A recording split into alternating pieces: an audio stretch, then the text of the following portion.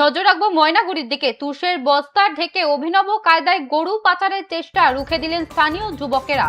শুক্রবার রাত 11টা নাগাদ ময়নাগুড়ির পিবি হাসপাতাল সংলগ্ন এলাকায় ঘটনাটি ঘটে।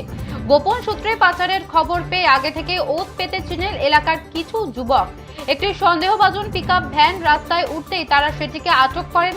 প্রথমে চালক বাধা দিলেও জোরপূর্বক গাড়ির ত্রিপল সরাতেই দেখা যায় তুষের বস্তার নিচে লুকিয়ে রাখা রয়েছে প্রায় 10টি গরু। যুবকেরা চালক সহ গাড়িটিকে ময়নাগুড়ি থানায় নিয়ে গিয়ে পুলিশের হাতে তুলে দেন।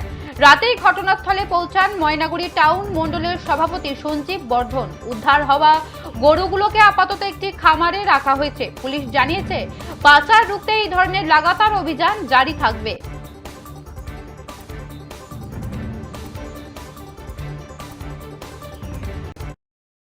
আমরা দেখলাম সেই গাড়ির উপরে তুষের বস্তা দিয়ে ভর্তি, তারপর উপরে ত্রিপাল লাগানো। আমরা সেই গাড়িটাকে সেই ড্রাইভারের হাত দিয়ে, তার নাম বুলবুল ইসলাম, তাকে বললাম তুমি গাড়িটা খোলো।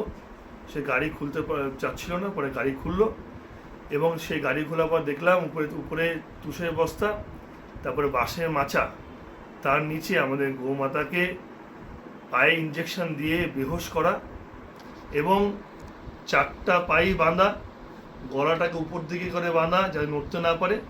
এই নৃশংসভাবে তারা গরুগুলাকে আসামের উদ্দেশ্যে পাচার করছিল।